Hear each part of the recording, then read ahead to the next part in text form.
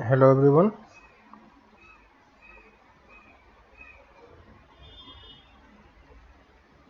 Audio clear है सबका?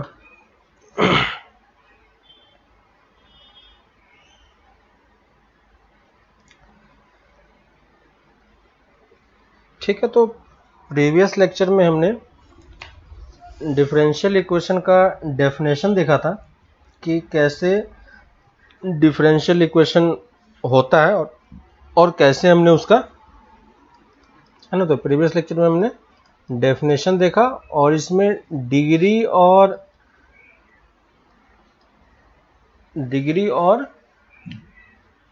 Order कैसे कैलकुलेट करते हैं हमने ये देखा था, है ना। और साथ ही साथ हमने ये भी देखा था कि इसका सॉल्यूशन कितने टाइप्स का होता है ना। तो आपको ये चीज समझ में आ रही होगी कि जो भी हमारे पास डिफरेंशियल इक्वेशन होता है ना। डिफरेंशियल इक्वेशन एक्चुअली में हमने ये बताया था आपको कि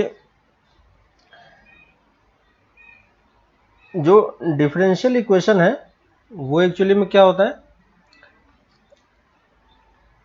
वो इस फॉर्मेट का कुछ होगा dy बाई डी एक्स, और अगर हम इसको इन जनरल फॉर्मेट में लिखें तो f of independent variable, dependent variable और डेरिवेटिव्स के टर्म होते हैं, है ना। इस टाइप का इक्वेशन होता है इन जनरल फॉर्मेट में डिफरेंशियल इक्वेशन ऐसा कुछ होता है। अब अगर आप इसको ध्यान से देखोगे तो हमने जब इसके सॉल्यूशन की बात की थी, है ना, तो solution of differential equation actually में क्या था। Solution of differential equation actually में जो हमें मिल रहा था वो एक कर्व का इक्वेशन था, है ना। तो आपको ये चीज अब आइडिया मिल गया होगा कि हमारे पास कोई कर्व रहा होगा, उससे हम क्या क्रिएट कर रहे हैं, डिफरेंशियल इक्वेशन बना रहे हैं, है ना। तो डिफरेंशियल इक्वेशन का सॉल्यूशन एक कर्व होता है कि नहीं। तो अगर हम उस कर्व से, अगर वो कर्व हमारे पास पहले होता तो हम डिफरेंशियल इक्वेशन फॉर्म कर पाते कि नहीं। सेम इसी टाइप से x square minus 5x plus c equal to 0 हमारे पास क्या है, ये क्या है हमारे पास एक, ये हमारे पास एक एल्जेब्रिक एक्सप्रेशन है ना, और एल्जेब्रिक इक्वेशन है। तो अगर ये एल्जेब्रिक इक्वेशन है तो आपको ये चीज समझ में आ रहा होगा कि इसका सॉल्यूशन क्या होगा, x इक्वल टू 2 और 3, है ना। अब अगर कोई हमें पहले ये सॉल्यूशन ही दे देता और बोलता कि ये एल्जेब्रिक इक्वेशन फॉर्म करो, तो हम फॉर्म कर पाते कि नहीं, है ना। ये चीज हमने पहले किया भी है कि अगर हमें इक्वेशन दिया होता है तो हम सॉल्यूशन निकाल सकते हैं, और सॉल्यूशन दिया हुआ है तो हम इक्वेशन फॉर्म कर सकते हैं। सेम चीज यहां पे है ना। तो डिफरेंशियल इक्वेशन का जो सॉल्यूशन होता है वो क्या होता है, एक कर्व होता है ना। और कर्व हमने, ये जो सॉल्यूशन था ये हमने दो टाइप में देखा था, दो टाइप का हमने सॉल्यूशन को ध्यान दिया था, है ना। अगर आपको ध्यान हो, अगर आपको सॉल्यूशन का ध्यान हो कि सॉल्यूशन कैसा था, तो सॉल्यूशन हमारे पास क्या थे, दो टाइप्स के थे। कौन कौन से टाइप्स का था, एक था हमारे पास जनरल सॉल्यूशन और एक था हमारे पास पर्टिकुलर सॉल्यूशन, है ना। एक था हमारे पास जनरल सॉल्यूशन और एक पर्टिकुलर सॉल्यूशन। तो ये हमारे पास जनरल सॉल्यूशन और एक पर्टिकुलर सॉल्यूशन, है ना। और ये एक्चुअली में होता क्या है, ये एक इक्वेशन ऑफ कर्व होता है ना। ये क्या होता है, इक्वेशन ऑफ कर्व होता है हमारे पास। इसमें जो पर्टिकुलर सॉल्यूशन होता है, पर्टिकुलर सॉल्यूशन में आपको याद होगा कि कोई आर्बिट्ररी कांस्टेंट नहीं होता है ना। जो आपके पास इक्वेशन है,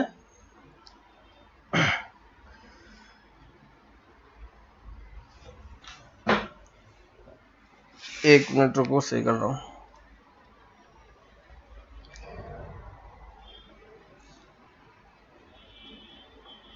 ठीक है, तो जनरल पर्टिकुलर सॉल्यूशन में आपने देखा होगा कि कोई आर्बिट्ररी कांस्टेंट हमारे पास नहीं था, है ना।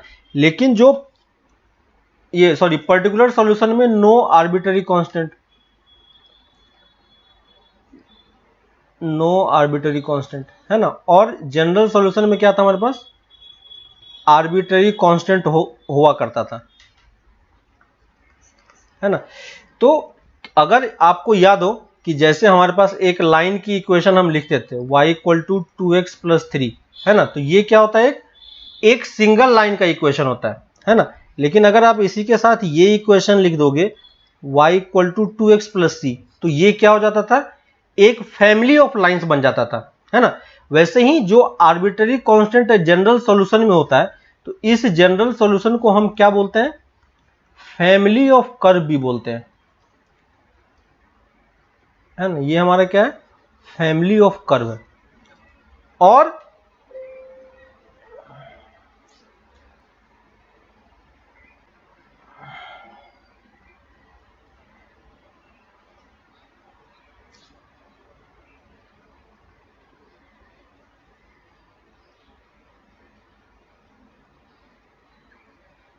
ठीक है, अभी सही आ रहा।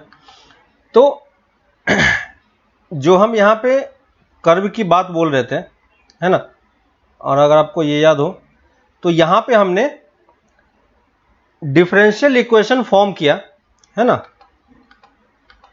ये हमने डिफरेंशियल इक्वेशन की बात की और ये बोला कि डिफरेंशियल इक्वेशन क्या होगा, डिफरेंशियल इक्वेशन क्या होगा हमारे लिए, एक फैमिली ऑफ कर्व बन के आएगा, है ना।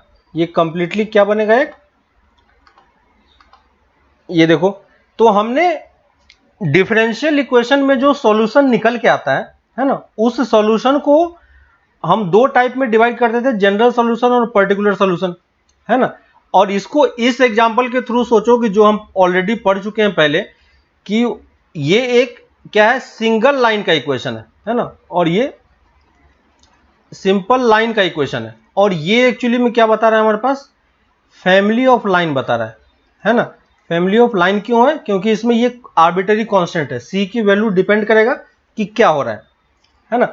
तो सेम इसी तरीके से जो जनरल सॉल्यूशन होगा, जनरल सॉल्यूशन में आर्बिट्ररी कांस्टेंट होगा, तो इस सॉल्यूशन को हम क्या बोलते हैं, फैमिली ऑफ कर्व भी बोलते हैं, है ना। और जो पर्टिकुलर सॉल्यूशन होता है इसको हम क्या बोलेंगे, member of family of curve, है ना। तो ये एक पर्टिकुलर वैल्यू होती है, जब उस कांस्टेंट की कुछ वैल्यू आप पुट कर दोगे तो उसके बाद आपका ये पर्टिकुलर सॉल्यूशन निकल के आएगा, ठीक है। लेकिन इन जनरल अगर आर्बिट्ररी कांस्टेंट है तो उसको हम फैमिली ऑफ कर्व बोलते हैं, ठीक है। तो इसको हम थोड़ा सा सही तरीके से लिख लेते हैं। तो जनरल सॉल्यूशन को हम क्या बोलते हैं, फैमिली ऑफ कर्व, ठीक है। और पर्टिकुलर सॉल्यूशन को आप क्या बोल सकते हो, member of family of curve, है ना, और one of the member of family of curve, ठीक है। तो ये बस दोनों का डेफिनेशन है कि कहीं कहीं ये family of curve word use होता है ना। तो फैमिली ऑफ कर्व का मतलब क्या हो गया कि वो हमसे जनरल सॉल्यूशन की बात कर रहा है, ठीक है। तो अब देखो, अब हम आते हैं फॉर्मेशन पे। तो आपको ये चीज अब क्लियर हो गई होगी कि अगर हमारे पास इक्वेशन होता है ना, तो हम सॉल्यूशन निकाल सकते हैं इन जनरल जो हमने किया था, और अगर सॉल्यूशन दिया हो तो हम इक्वेशन फॉर्म कर सकते हैं। सेम चीज हमारे पास यहां पे, हमारे पास डिफरेंशियल इक्वेशन होगा, तो डिफरेंशियल इक्वेशन और इसका सॉल्यूशन क्या कहलाएगा, हम अभी जनरल सॉल्यूशन की बात कर रहे हैं, ठीक है। पर्टिकुलर सॉल्यूशन में उस आर्बिट्ररी कांस्टेंट की वैल्यू हम कुछ पुट कर देंगे तो वो पर्टिकुलर सॉल्यूशन बन जाएगा। तो अभी हम सिंपली जनरल सॉल्यूशन की बात कर रहे हैं। तो अगर हमारे पास जनरल सॉल्यूशन है ना, तो जनरल सॉल्यूशन है तो हम डिफरेंशियल इक्वेशन फॉर्म करना हमको आना चाहिए, ठीक है। और अगर डिफरेंशियल इक्वेशन दिया हुआ है तो हमें उसका सॉल्यूशन निकालना आना चाहिए, ठीक है। तो ये हमारा सॉल्यूशन हो गया और ये हमारा फॉर्मेशन हो गया, ठीक है। सॉल्यूशन वाला पार्ट हम लोग इसके नेक्स्ट वाले पार्ट में पढ़ेंगे। अभी हम ये देख रहे हैं कि फॉर्मेशन कैसे करना है डिफरेंशियल इक्वेशन का, ठीक है। तो उसके लिए हमें क्या पता होना चाहिए, पहले एक जनरल सॉल्यूशन पता होना चाहिए, और इन अदर टर्म्स हमें फैमिली ऑफ कर्व पता होना चाहिए, और ऐसा कर्व पता होना चाहिए जिसमें आर्बिट्ररी कांस्टेंट हो, ठीक है। आर्बिट्ररी कांस्टेंट नहीं होगा तो क्या होगा, देख लो, अगर हमारे पास ये एक कर्व होता y equal to 2x plus 3, ठीक है, और अगर मैंने इसको डिफरेंशिएट किया एक बार, तो dy बाई डी एक्स की वैल्यू कितनी आ गई, 2 आ गई। ठीक है, इसका मतलब क्या हो गया कि ये जो डिफरेंशियल इक्वेशन, ये अपने आप में डिफरेंशियल इक्वेशन है ना, ये समझ में आ रहा है आपको, और ये डिफरेंशियल इसका मतलब ये इसका क्या है, सॉल्यूशन है। ठीक है, अगर हम इसको इंटीग्रेट करें तो हमें ये मिलना चाहिए, क्योंकि हमने इसी को डिफरेंशिएट करके क्या बनाया है, डिफरेंशियल इक्वेशन बनाया है ना। तो जो काम अभी तक हमने अलग अलग चैप्टर में किया था, डिफरेंशियल वाले पार्ट में अलग किया था, कैलकुलस में अलग, इंटीग्रल में अलग किया था, अब हमें यहां पे दोनों पार्ट को कंबाइन करना है।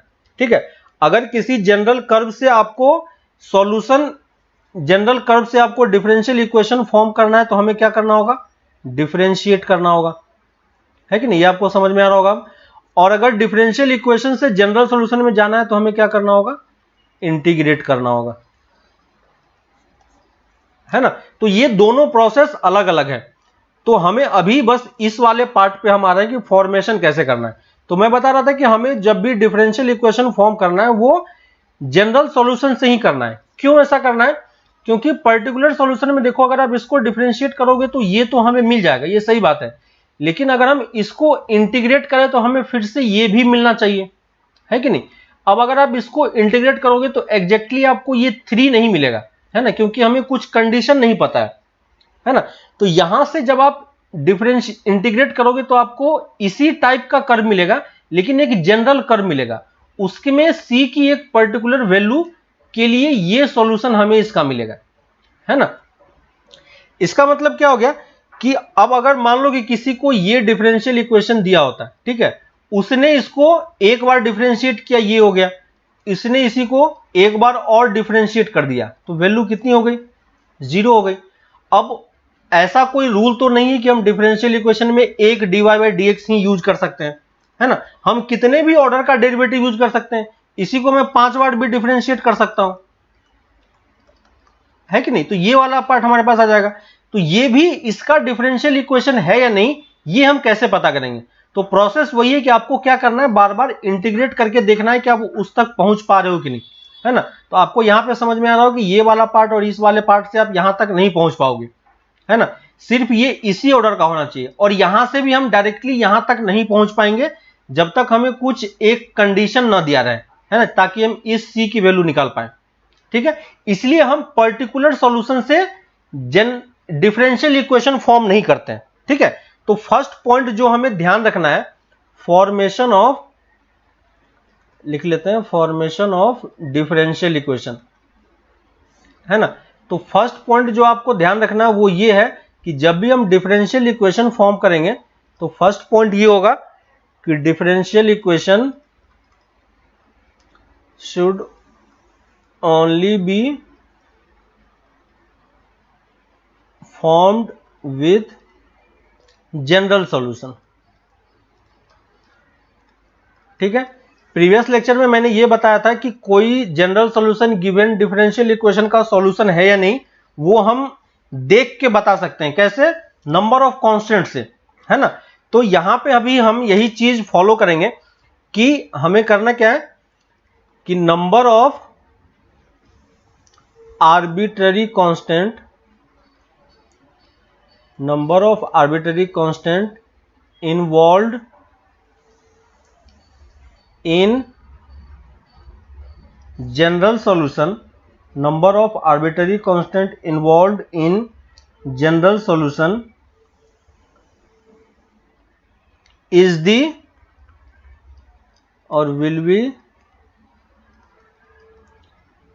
the order of differential equation, है ना।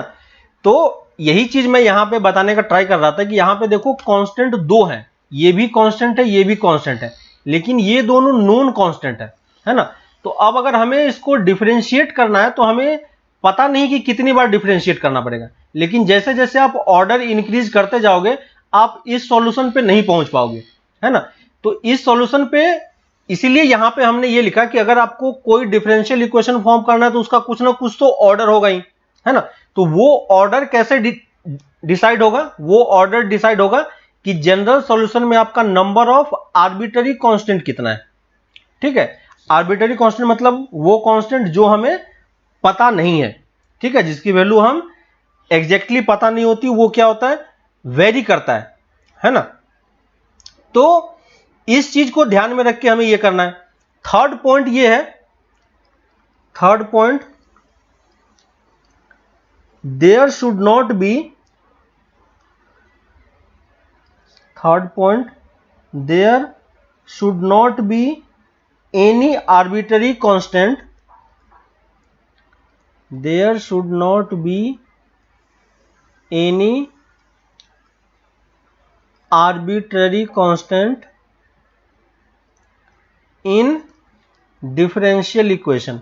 ठीक है, डिफरेंशियल इक्वेशन में कोई भी आर्बिट्ररी कांस्टेंट इन्वॉल्व नहीं होना चाहिए। क्यों नहीं होना चाहिए? इसलिए नहीं होना चाहिए क्योंकि अगर आप आर्बिट्ररी कांस्टेंट को इन्वॉल्व कर दोगे तो आपका डिफरेंशियल इक्वेशन क्या हो जाएगा, वेरी करने लगेगा, है ना। तो अगर हम जनरल सॉल्यूशन से अपना डिफरेंशियल इक्वेशन बनाने का ट्राई कर रहे हैं, तो जनरल सॉल्यूशन मतलब क्या हो गया कि जैसे मान लो हम एक सर्कल का इक्वेशन ले लेते हैं, ठीक है, x square plus y square equal to r square. तो यहां पे हमें आर की वैल्यू नहीं पता है, आर की वैल्यू नहीं पता है, इसका मतलब ये हमारे पास क्या होगा, फैमिली ऑफ कर्व होगा, है कि नहीं। अब अगर हमें इस फैमिली ऑफ सारे कर्व के लिए हमें एक डिफरेंशियल इक्वेशन बनाना है, ठीक है, हम ऐसा डिफरेंशियल इक्वेशन चाह रहे हैं कि हम एक बार लिख दे तो लोग समझ जाए कि हम इसी कर्व की बात कर रहे हैं, है ना, इसी टाइप के कर्व की बात कर रहे हैं। अगर आप, है ना, तो अगर आप इसमें देखो जितने आर्बिट्ररी कांस्टेंट हैं हमें उतने टाइम ही इसको डिफरेंशिएट करना है। और तो अगर आप इसको डिफरेंशिएट करोगे तो देखो क्या आएगा, 2x plus 2y into y dash equal to 0। ठीक है, देखो इसमें कोई भी आर्बिट्ररी कांस्टेंट नहीं है।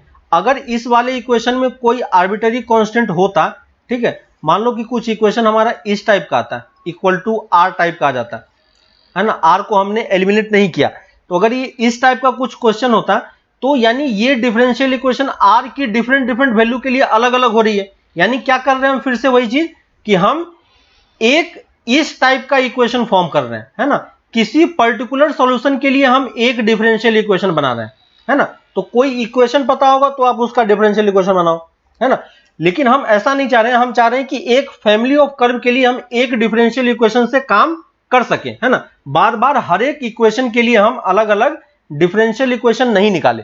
तो इसलिए हमें ध्यान रखना है कि जब भी आप डिफरेंशियल इक्वेशन फॉर्म करोगे तो हमेशा उसका ऑर्डर तो नंबर ऑफ आर्बिट्ररी कांस्टेंट से ही डिफाइन होगा, साथ ही डिफरेंशियल इक्वेशन जो फॉर्म करना है वो जनरल सॉल्यूशन से ही फॉर्म करना है। नंबर ऑफ आर्बिट्ररी कांस्टेंट हमें उसका ऑर्डर दे देगा और डिफरेंशियल इक्वेशन में कोई भी आर्बिट्ररी कांस्टेंट नहीं होना चाहिए। ठीक है, अब ये नहीं होना चाहिए इसका क्या मतलब है, जैसे हम एग्जांपल के थ्रू समझते हैं कि हमें करना क्या होगा एक्चुअली में। ठीक है, तो जैसे मान लेते हैं कि क्वेश्चन है हमारे पास, question form the differential equation of family of curve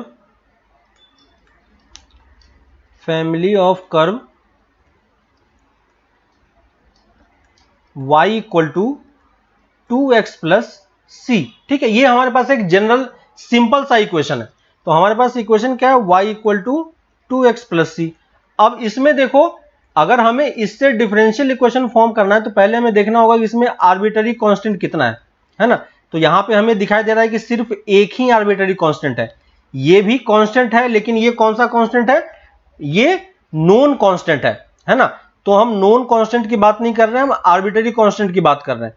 तो एक आर्बिट्ररी कांस्टेंट है, यानी हमें इस डिफरेंशियल इक्वेशन को सिर्फ एक ही बार डिफरेंशिएट करना है। ठीक है, एक ही बार डिफरेंशिएट करने से ये आंसर आ जाएगा। और किसके रिस्पेक्ट में डिफरेंशिएट करेंगे, इंडिपेंडेंट वेरिएबल के रिस्पेक्ट में। तो देखो हमारे पास क्या आ गया, dy by d x equal to t. अब इस वाले पार्ट में देखो कि हमने ये देखा कि ये डिफरेंशियल इक्वेशन में हमने जनरल सॉल्यूशन से फॉर्म किया। ठीक है, एक आर्बिट्ररी कांस्टेंट था इसलिए हमने सिर्फ कितनी बार डिफरेंशिएट किया है, वन टाइम डिफरेंशिएट किया है। और इस डिफरेंशियल इक्वेशन में, है ना, कोई भी आर्बिट्ररी कांस्टेंट नहीं है। कौन सा आर्बिट्ररी कांस्टेंट नहीं है, जो ओरिजिनल जनरल कर्व में था, है ना। ओरिजिनल जनरल कर्व में कौन सा कांस्टेंट था हमारे पास, ये c वाला, है ना।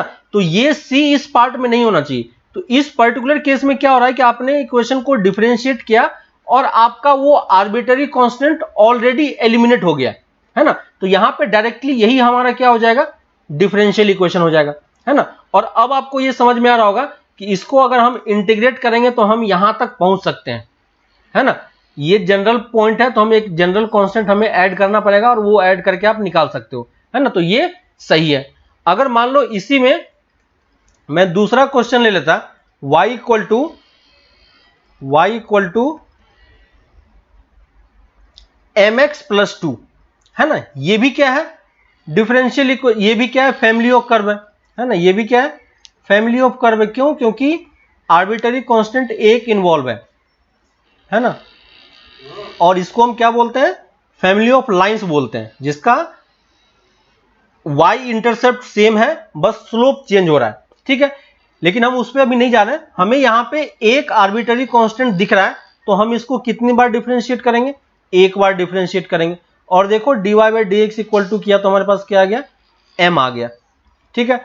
अब देखो कि ये अगर हमारे पास इक्वेशन आ गया है तो क्या हम इसको डिफरेंशियल इक्वेशन बोलेंगे इस कर्व का, ये इसका डिफरेंशियल इक्वेशन नहीं है। क्यों नहीं है, क्योंकि डिफरेंशियल इक्वेशन हमारा फ्री फ्रॉम आर्बिट्ररी कांस्टेंट होना चाहिए, है ना। This is not free from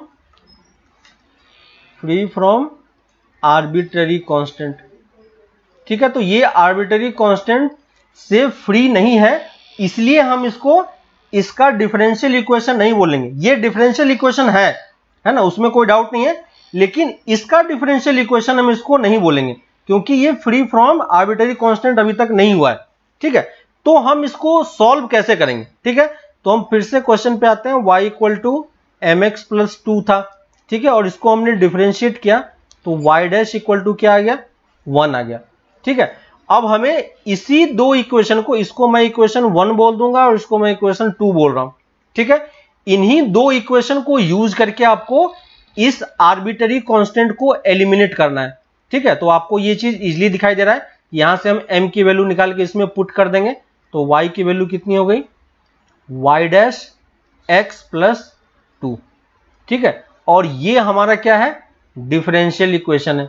क्यों, क्योंकि ये क्या है, फ्री फ्रॉम आर्बिट्ररी कांस्टेंट है।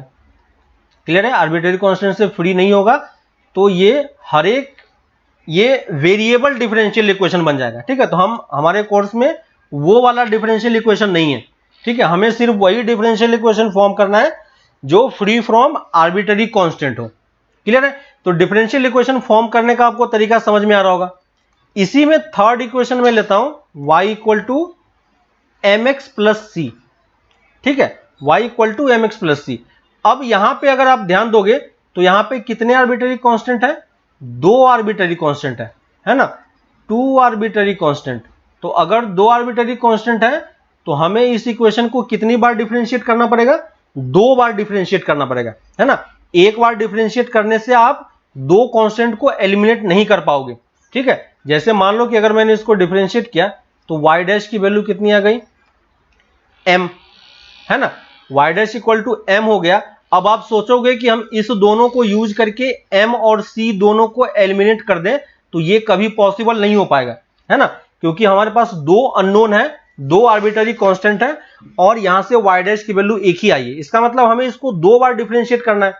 तो ये वाला इक्वेशन हमारा पहला इक्वेशन, इसको हमने एज्यूम कर लिया, इसको हमने एक बार डिफरेंशिएट किया तो ये दूसरा इक्वेशन हो गया। लेकिन हम मैक्सिमम 2 टाइम्स तक जा सकते हैं, है ना। तो y डबल डैश की वैल्यू कितनी हो जाएगी, 0। और ये हमारा क्या हो गया, थर्ड इक्वेशन हो गया। और अब आप अगर ध्यान दोगे तो जो हमारा थर्ड इक्वेशन आया है, इसमें देखो डेरिवेटिव का टर्म इन्वॉल्व तो है, लेकिन इसमें आर्बिट्ररी कांस्टेंट कुछ भी नहीं रहा, है ना। ये ऑलरेडी क्या बन चुका है, फ्री फ्रॉम आर्बिट्ररी कांस्टेंट हो चुका है ना। ये भी डिफरेंशियल इक्वेशन है, ये भी डिफरेंशियल इक्वेशन है, लेकिन जो डिफरेंशियल इक्वेशन हमें इस कर्व के लिए चाहिए वो ये वाला नहीं है, क्योंकि इसमें आर्बिट्ररी कांस्टेंट है। और ये वाला देखो, जब हमने 2 बार डिफरेंशिएट किया तो ऑटोमेटिकली हमारा दोनों आर्बिट्ररी कांस्टेंट एलिमिनेट हो गया, है ना। तो ये हमारा क्या बन गया, यही हमारा आंसर हो जाएगा। तो यही हमारे लिए रिक्वायर्ड डिफरेंशियल इक्वेशन है।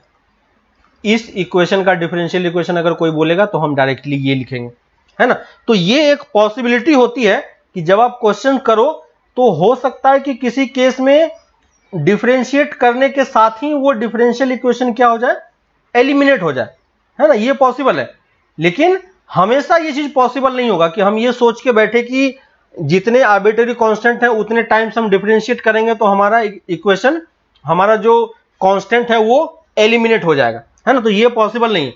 तो हमें ये समझ में आना चाहिए कि अगर एक तो जो सॉल्यूशन होगा वो हमारे लिए एक इनिशियल इक्वेशन होगा, ठीक है, और जितने टाइम्स आप डिफरेंशिएट करोगे आपके पास उतने इक्वेशंस आते जाएंगे, है ना। और जितना आर्बिट्रेरी कांस्टेंट है बस हमें उतने टाइम ही डिफरेंशिएट करना है, और उन सारे इक्वेशन को यूज करके अगर लास्ट तक पहुंचते पहुंचते आपका आर्बिट्रेरी कांस्टेंट एलिमिनेट हो जाए तो अच्छी बात है, ठीक है। लेकिन अगर एलिमिनेट नहीं होता तो आपको इसी 3 इक्वेशन को यूज करके सारे आर्बिट्रेरी कांस्टेंट को एलिमिनेट करना है ना।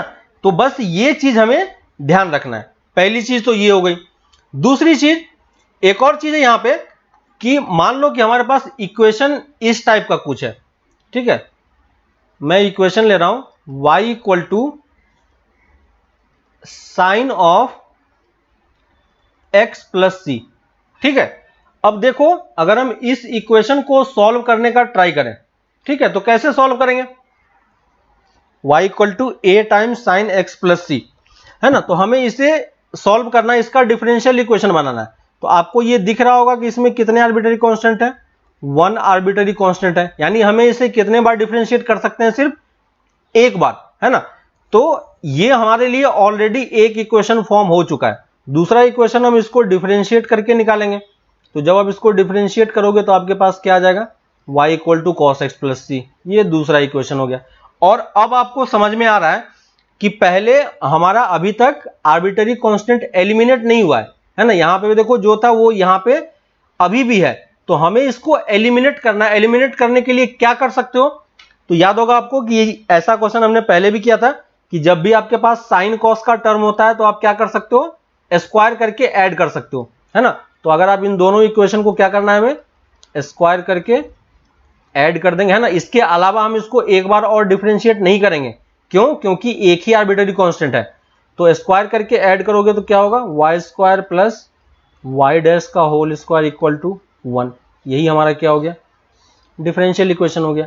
इसमें देखो कोई भी आर्बिट्रेरी कांस्टेंट नहीं है हमारे पास, है कि नहीं। अगर मान लो कि हमारे पास ये इक्वेशन होता है, ठीक है, इसी में मैं दूसरा इक्वेशन ले रहा हूं y equal to a times sine x plus c, ठीक है। अब देखो कितने आर्बिट्रेरी कांस्टेंट हो गए, 2 आर्बिट्रेरी कांस्टेंट हो गए। और अगर 2 आर्बिट्रेरी कांस्टेंट हो तो हमें 2 बार डिफरेंशिएट करना पड़ेगा। तो ये तो पहला इक्वेशन हो गया। दूसरे इक्वेशन के लिए a cos x plus c, है ना। और एक और बार हम डिफरेंशिएट कर सकते हैं, सॉरी ये y डैश है, एक और बार हम डिफरेंशिएट कर सकते हैं minus a sine x plus c, ठीक है। और इन तीनों इक्वेशन को किसी भी तरीके से आप यूज करके दोनों आर्बिट्रेरी कांस्टेंट को एलिमिनेट कर दो, आपका काम बन जाएगा, ठीक है। हमेशा आपके पास क्या होगा कि एक ज्यादा इक्वेशन होंगे, है ना। और एक ज्यादा इक्वेशन होगा तो आप ऑलरेडी उससे डिफरेंशियल इक्वेशन फॉर्म कर सकते हो, कोई प्रॉब्लम नहीं होगी, है कि नहीं। तो देखो यहाँ पे a साइन एक्स है, यहाँ पे भी साइन एक्स है, इसकी वैल्यू हम डायरेक्टली अगर थर्ड इक्वेशन में पुट कर दें विदाउट सेकेंड इक्वेशन को यूज किए हुए, है ना। तो देखो ये हमारा क्या हो गया, रिक्वायर्ड डिफरेंशियल इक्वेशन, है ना। क्यों, क्योंकि इसमें कोई भी आर्बिट्रेरी कांस्टेंट नहीं है ना। और आर्बिट्रेरी कांस्टेंट नहीं होगा तो हम इसको क्या कर सकते हैं, इसको हम बोल सकते हैं कि ये क्या है, डिफरेंशियल इक्वेशन है हमारा, ठीक है। इसी में एक और पॉइंट जो इंपॉर्टेंट है कि देखो अगर हमारे पास इक्वेशन ये होता y equal to 2x plus c plus d, ठीक है, c प्लस डी ऐसा होता। और अगर कोई हमसे ये बोलता कि इसका आप मुझे डिफरेंशियल इक्वेशन फॉर्म करके बताओ, ठीक है। तो यहां पे आप ध्यान दो कि यहां पे एक्चुअली में आपको कितने डिफरेंशियल इक्वेशन दिखाई दे रहे हैं। यहां पे हमारे पास एक c है और एक d है, ठीक है। लेकिन हम इस इक्वेशन को 2 बार डिफरेंशिएट नहीं करेंगे। क्यों नहीं करेंगे, है ना, 2 बार डिफरेंशिएट क्यों नहीं करेंगे, क्योंकि ये क्या हो रहा है, ये दोनों आर्बिटरी कांस्टेंट मिलके अपने आप में एक नया कांस्टेंट जनरेट कर सकता है, ठीक है, जिसको मैं C1 बोल रहा हूं, है ना। C1 की वैल्यू हम क्या लिखेंगे, C प्लस डी। तो अगर आप इस इक्वेशन को ध्यान से देखोगे तो ये इक्वेशन एक्चुअली में क्या लिखा हुआ था, y equal to 2x plus C1 ही लिखा हुआ था, है कि नहीं। क्योंकि ये दोनों आर्बिटरी कांस्टेंट मिलके एक नया आर्बिटरी कांस्टेंट बन जा रहा है ना। बस ये कंफ्यूज करने के लिए 2 आर्बिटरी कांस्टेंट हमें शो कर रहा है, लेकिन एक्चुअली में कांस्टेंट की वैल्यू कुछ भी हो, दोनों ऐड होके तो एक कांस्टेंट ही देगा, है ना, उससे फर्क नहीं पड़ने वाला है। तो आपको इक्वेशन में ये ध्यान रखना, इस टाइप के आर्बिटरी कांस्टेंट को हम क्या बोलते हैं, डमी कांस्टेंट, है ना, जो कंफ्यूज करने के लिए देता है। जबकि ये एक्चुअली में एक ही आर्बिटरी कांस्टेंट है, लेकिन उसने इसको अलग अलग करके दे रखा है। तो जब भी आपके पास क्वेश्चन हो, इस टाइप का कोई कर्व दिया हो, जनरल कर्व दिया हो, तो आप पहले ये चेक कर लो कि उसमें जो कांस्टेंट यूज हुए हैं, क्या वो कांस्टेंट किसी तरीके से रिड्यूस हो सकते हैं कि नहीं, है नहीं।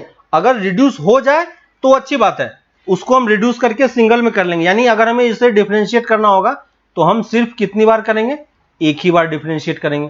तो y डैश इक्वल टू 2 ही हमारा क्या है, रिक्वायर्ड डिफरेंशियल इक्वेशन है। इसको हम 2 बार डिफरेंशिएट नहीं करेंगे, है ना, क्योंकि ये दोनों मिलके एक सिंगल आर्बिटरी कांस्टेंट फॉर्म कर रहा है।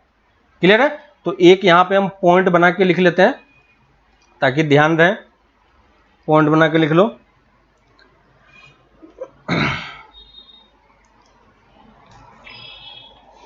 if the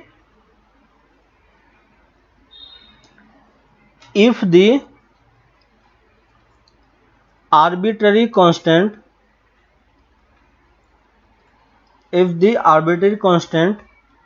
appears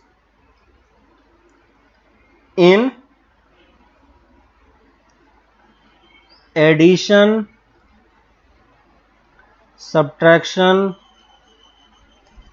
multiplication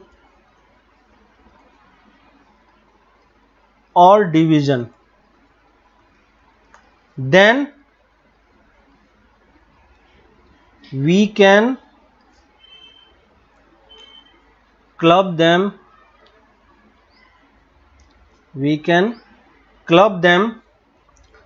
to reduce into new arbitrary constant, ठीक है। और साइड में लिख लो इफ पॉसिबल, है ना। अगर पॉसिबल होता है कि अगर आप उसको रिड्यूस कर सको तो हमें उसे रिड्यूस कर लेना है, ठीक है। उसको हम अलग अलग कांस्टेंट मान के नहीं चलेंगे, ठीक है। तो ये एक पॉइंट हो गया। तो इसमें डिफरेंशियल इक्वेशन फॉर्म करने में जो क्वेश्चन होता है वो किस टाइप का होता है, इसमें आपको 2 टाइप के क्वेश्चन मिलेंगे। एक टाइप का क्वेश्चन होगा जिसमें वो क्या करेगा, डिफरेंशियल इक्वेशन, वो एक जनरल इक्वेशन ही आपको दे देगा, ठीक है। तो यहां पे जो टाइप्स ऑफ क्वेश्चन होते हैं, टाइप्स ऑफ क्वेश्चन, जिसमें क्या होता है कि फर्स्ट वाला हो गया when general curve is given, है ना, when general curve is given. जैसे अभी तक हमने जितने भी क्वेश्चन किए हैं सब में देखो जनरल कर्व हमें गिवन था, और जनरल कर्व हमें गिवन है तो हम वहां से डिफरेंशियल इक्वेशन फॉर्म कर ही सकते हैं। बस हमें number of arbitrary constant count करना है और उस काउंटिंग के हिसाब से उतने टाइम्स डिफरेंशिएट करके आर्बिटरी कांस्टेंट को एलिमिनेट कर दो, आपका इक्वेशन फॉर्म हो गया। दूसरी टाइप्स इसमें यह होता है कि वो जनरल कर्व नहीं दे देता है, वो क्या दे देता है, some definition of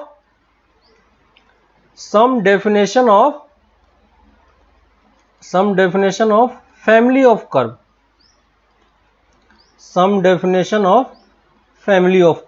है ना। तो वो क्या करता है कि वो डायरेक्टली आपको इक्वेशन नहीं देगा, वो लैंग्वेज के फॉर्म में फॉर्म करके एक आपको जनरल कर्व का और फैमिली ऑफ कर्व का डेफिनेशन दे देगा, है ना, और कुछ उसकी प्रॉपर्टीज दे देगा कि ये है, अब इसके बेसिस पे आप डिफरेंशियल इक्वेशन फॉर्म करो, है ना।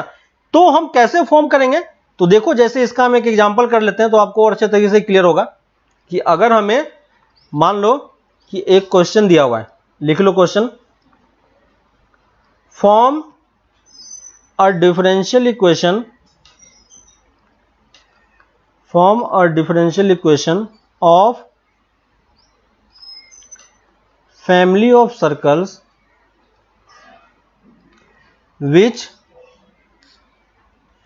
circles having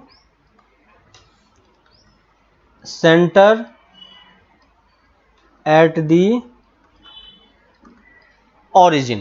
ठीक है, सिर्फ उसने इतना बोला कि एक फैमिली ऑफ कर्व है जिसका सेंटर ओरिजिन पे है। अब उसने हमें ये चीज पता है कि सर्कल के केस में हमने ये चीज किया है कि अगर हमें सर्कल की इक्वेशन की बात कर रहा है तो सर्कल की इक्वेशन के लिए हमें सेंटर और रेडियस दोनों चाहिए। तो यहां पे इसने हमें सिर्फ सेंटर दिया, रेडियस नहीं बताया, लेकिन इसने ये बताया कि ये फैमिली ऑफ कर्व है, तो सिर्फ रेडियस के बेसिस पे ही ये क्या बनेगा, एक फैमिली ऑफ कर्व बनेगा। और इन सब में सेंटर कहां पे होगा, ओरिजिन पे ही होगा, है ना। तो हम क्या करेंगे, एक जनरल रेडियस r चूज कर लेंगे, जो कि हमारा r अलग अलग वेरी कर रहा है, जिसके बेसिस पे फैमिली ऑफ कर्व बन रहा है। तो अगर हमें r पता है, सेंटर पता है, तो इक्वेशन क्या हम लिख पाएंगे, x square plus y square equal to r square, है ना। और अब देखो हमारे पास पिछले वाले पार्ट में जो ये फर्स्ट वाला पार्ट था उसमें हमें क्वेश्चन यहीं से दिया हुआ होता था, लेकिन अब हमें ये इक्वेशन खुद से फॉर्म करना पड़ रहा है, ठीक है। और अगर एक बार हमारे पास इक्वेशन आ गया तो बस हमें आर्बिट्ररी कांस्टेंट देखना है। यहां पे हम r हमारे लिए क्या हो गया, आर्बिट्ररी कांस्टेंट हो गया, है ना। और कभी कभी इसी आर्बिट्ररी कांस्टेंट को हम क्या बोलते हैं, पैरामीटर भी बोलते हैं, ठीक है। तो क्वेश्चन में कहीं पे पैरामीटर लिखा होगा या कहीं पे आर्बिट्ररी कांस्टेंट लिखा होगा, ठीक है। यहां पे हमें एक आर्बिट्ररी कांस्टेंट दिख रहा है तो हमें इसको एक बार डिफरेंशिएट करना है, और एक बार डिफरेंशिएट करोगे तो क्या आ जाएगा, ये, है ना। और अगर आपको 2 हटाना है तो 2 भी हटा सकते हो, कोई प्रॉब्लम नहीं है ना। तो ये हमारा क्या हो गया, डिफरेंशियल इक्वेशन हो गया किसका, इस फैमिली ऑफ कर्व का, है ना। और इस टाइप से हमने बहुत सारे इक्वेशन सर्कल के टाइम पे लिखा था, है ना। और जितने टाइप के आपने लोकस कैलकुलेट किया था, है ना। अगर इन जनरल टर्म में बात करो कि अगर हमें कुछ लोकस कैलकुलेट करना होता है इन सम गिवन पैरामीटर, ठीक है। तो अगर आप लोकस के टर्म्स में बात करोगे, जितना आपने लोकस अभी तक फॉर्म किया है उन सारे लोकस का ये हमसे डिफरेंशियल इक्वेशन पूछ सकता है कि नहीं। जैसे अगर उसने बोल दिया कि find the differential equation of, ठीक है, उसने क्वेश्चन लिख दिया कि find the differential equation of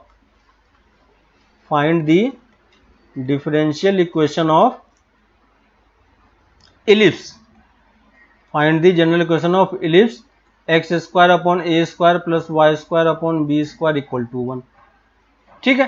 तो ये भी इलिप्स का, अगर ये इलिप्स ना देख के कोई इलिप्स का डेफिनेशन दे देता जो हमने ऑलरेडी पहले पढ़ा हुआ है, तो किसी भी तरीके से हमें ये इक्वेशन को फॉर्म करना है, ठीक है। अब अगर हमें इलिप्स का जनरल इक्वेशन दिया हुआ है तो यहां पे हमारे पास आर्बिट्ररी कांस्टेंट कितने हैं, 2 आर्बिट्ररी कांस्टेंट है, तो हमें इसको कितने बार डिफरेंशिएट करना पड़ेगा, 2 बार डिफरेंशिएट करना पड़ेगा, है ना। तो इसको आप थोड़ा सा अगर सॉल्व कर लोगे तो इजी हो जाएगा, plus y square a square equal to a square b square, ठीक है। और इसके बाद अब आप इसे 2 बार डिफरेंशिएट करो तो ये क्या बन जाएगा, 2a square y into y dash equal to 0, है ना। एक बार डिफरेंशिएट किया और एक बार और डिफरेंशिएट करना पड़ेगा, 2b square 2a square y dash का whole square plus y dash का whole square plus y into y double dash equal to 0, ठीक है। एक इक्वेशन हमारे पास ये है, दूसरा इक्वेशन ये है, तीसरा इक्वेशन ये है। तीनों को यूज करके आपको डिफरेंशियल इक्वेशन को सॉल्व करना है, ठीक है। अगर कोई हमें ये क्वेश्चन दे देता, ठीक है, आपको याद हो कि अगर हमें कोई ये इक्वेशन दे दे, find the differential equation of ax plus b y plus c equal to 0, ठीक है। ये क्या है हमारे पास, ये क्या है, general equation of straight line, है कि नहीं। स्ट्रेट लाइन में हमने ये पढ़ा था कि ये जनरल इक्वेशन होता है। तो अगर हमें कोई इसका हमें कोई पूछे कि इसका आप मुझे डिफरेंशियल इक्वेशन फॉर्म करो, तो हम कैसे करेंगे? इसमें हमें क्या करना होगा? आर्बिट्ररी कांस्टेंट काउंट करेंगे। तो आर्बिट्ररी कांस्टेंट इसमें कितने हैं? देखो, एक आर्बिट्ररी कांस्टेंट ए है, दूसरा बी है, तीसरा सी है। तो क्या हम इसको 3 बार डिफरेंशिएट करेंगे? क्या हम इसको 3 बार डिफरेंशिएट करेंगे? नहीं करेंगे। क्यों? क्योंकि हमें यह पता है कि यहां पे एक डमी आर्बिट्ररी कांस्टेंट मूव कर रहा है, दिखाई दे रहा है। क्योंकि आपको यह याद होगा कि लाइन की इक्वेशन के लिए सिर्फ कितने कांस्टेंट की जरूरत पड़ती है? 2 कांस्टेंट की। तो यहां पे जो आपको इक्वेशन दिया हुआ है plus c equal to 0, actually में यहां पे 2 ही कांस्टेंट है। कौन सा? अगर हम इस पूरी इक्वेशन को a से डिवाइड कर दे तो क्या बन जाएगा? b by a into y plus c by a equal to 0, ठीक है। और x प्लस, अगर इसको मैं कैपिटल A बोल दूं, y plus capital B equal to 0, ठीक है। तो इसको हमें कितने टाइम्स डिफरेंशिएट करना पड़ेगा? डिफरेंशिएट 2 टाइम्स, ठीक है। और उसके बाद आप डिफरेंशियल इक्वेशन फॉर्म कर सकते हो, ठीक है। तो ये चीज हमें फॉर्मेशन ऑफ डिफरेंशियल इक्वेशन में आपको ये चीजें ध्यान रखना है कि डिफरेंशियल इक्वेशन हमें कैसे फॉर्म करना है। हमेशा जनरल सॉल्यूशन से ही डिफरेंशियल इक्वेशन फॉर्म करेंगे। जनरल सॉल्यूशन में या जनरल कर्व में जितने आर्बिट्ररी कांस्टेंट हैं, हमें उतने टाइम ही डिफरेंशिएट करना है, उससे ज्यादा टाइम नहीं करना है। और अगर कोई प्लस माइनस के फॉर्म में कांस्टेंट कुछ इस तरीके से ज्यादा करके दिया हुआ है, तो ट्राई करो कि क्या हम उसे हम थोड़ा सा रिड्यूस कर सकते हैं कि नहीं। अगर कर पाओगे तो अच्छी बात है, अगर नहीं हो पाएगा तो हमें उतने टाइम से डिफरेंशिएट करना पड़ेगा, है ना। तो एक बार बस देख लो कि उसमें कोई डमी आर्बिट्ररी कांस्टेंट तो नहीं घूम रहा है ना। तो उसको हमें हटाना है। और थर्ड पॉइंट कि इक्वेशन वो या तो इक्वेशन के फॉर्म में देगा जनरल सॉल्यूशन, या नहीं तो वो फैमिली ऑफ कर्व के टर्म्स में देगा, है ना। तो फैमिली ऑफ कर्व्स के टर्म में देगा तो वहां से आपको इक्वेशन खुद से फॉर्म करना है किसी एक आर्बिट्ररी कांस्टेंट को लेके, ठीक है। और फिर आप क्वेश्चन को सॉल्व कर सकते हो, ठीक है। बहुत सारे क्वेश्चन आप ऑलरेडी कर चुके हो इन सब केसेस में, ठीक है। तो आपको ये सब दिख रहा होगा कि कैसे हम इसको सॉल्व करते हैं, ठीक है। तो अभी के लिए इस चैप्टर में इतना ही कुछ है, ज्यादा कुछ इसमें है नहीं। फॉर्मेशन में ज्यादा कुछ नहीं मिलेगा आपको, बस क्वेश्चंस इसमें आपको ज्यादा मिलेंगे जो डेरिवेटिव टाइप का होगा, है ना। कुछ लैंग्वेज वाले प्रॉब्लम होंगे, कुछ इक्वेशन टाइप का होगा। तो अप टू 9.2 तक आपका कंप्लीट हो चुका है, ठीक है। एक्सरसाइज 9.3 हमें कंप्लीट करना है, ठीक है। तो नेक्स्ट क्लास में आप 10 क्वेश्चन है, ज्यादा टाइम नहीं लगेगा आपको। इस क्वेश्चन को कंप्लीट करो और पीछे वाले में कोई डाउट हो तो बताना, ठीक है। लेकिन ये एक्सरसाइज कंप्लीट करो। इसके बाद जो पार्ट आता है जो कि सॉल्यूशन है ना, कि हम डिफरेंशियल इक्वेशन को कैसे सॉल्व करते हैं, है ना। तो वो मोस्ट इंपॉर्टेंट पार्ट है, क्योंकि मैक्सिमम क्वेश्चन उसी पार्ट से आता है। जेई में भी कभी कभी डिग्री या ऑर्डर पे बेस्ड कोई क्वेश्चन दे देता है, सिंपल सा क्वेश्चन होता है, लेकिन थोड़ा सा आपको उसमें भी कैलकुलेशन करना पड़ेगा, है ना। तो उस पर भी क्वेश्चन बनते हैं, लेकिन मोस्ट ऑफ द टाइम जो क्वेश्चन बनता है वो सॉल्यूशन पे बनता है ना। तो डिफरेंट टाइप के वो आपको इक्वेशन दे देगा और उसे हमें सॉल्व करना होगा। तो नेक्स्ट क्लास में हम यही सीखेंगे कि कौन कौन से मेथड्स हमारे पास हैं डिफरेंशियल इक्वेशन को सॉल्व करने के लिए, ठीक है। तो नेक्स्ट क्लास में हमारे पास होगा सॉल्यूशन ऑफ डिफरेंशियल इक्वेशन, ठीक है। तो इस वाले पार्ट में हम देखेंगे कि कैसे हमें डिफरेंशियल इक्वेशन को सॉल्व करना होता है, ठीक है। तो फिर हम लोग मिलते हैं नेक्स्ट क्लास में, तब तक आप ये एक्सरसाइज कंप्लीट करो, ठीक है। चलो बाय।